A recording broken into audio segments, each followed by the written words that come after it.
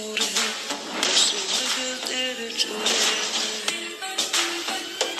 अब तो होश ना खबर है ये कैसा असर है होश ना खबर है ये कैसा असर है तुमसे मिलने के बाद दिल भर तुमसे मिलने के बाद दिल भर